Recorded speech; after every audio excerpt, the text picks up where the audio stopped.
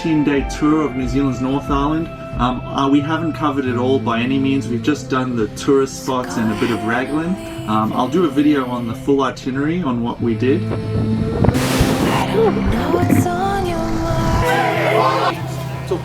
But this video is just all about the Glider 4 and showing you its features to help you travel as a family. Glider 4 is part of the Wilderness's newest range. It's got this whole back area where it allows you to set up a cot, and that allows you to take an infant. So we have a 9-month-old baby boy, and he was able to sleep in the cot at night, and we could close the back door and he could sleep at night, and we would sleep in the front bed. Just describe the layout for you of the Wilderness Glider 4 motorhome. So you got the front area, the two drivers, the driver's seat and the passenger seat swings around to the table, and then you've got the kitchen area, and then you've got the bathroom and the shower. So that's really good. We used it all the time. It was perfect. And then you've got obviously the massive fridge to store all your food.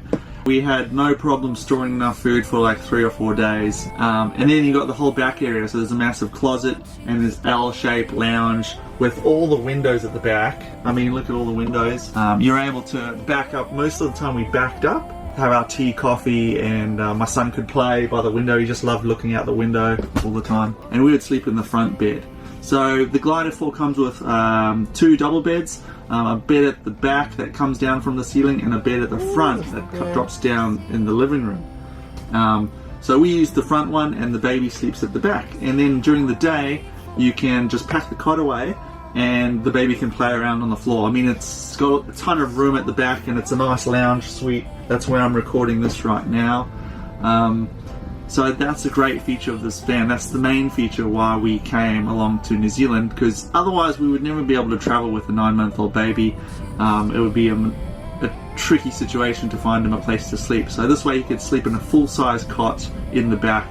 That's how much space there is. Some top tips for when you're traveling with a baby would be for bath time. We actually bought a sort of a bathing laundry bucket that you could put in the shower, and we would just run the hot water into that every night, and my son could just bath in it, and that's how we bathed him every night, in a tub. So that worked really well. It also doubled as a dishwashing tub. You could take the dishes to the camp kitchen and wash the dishes.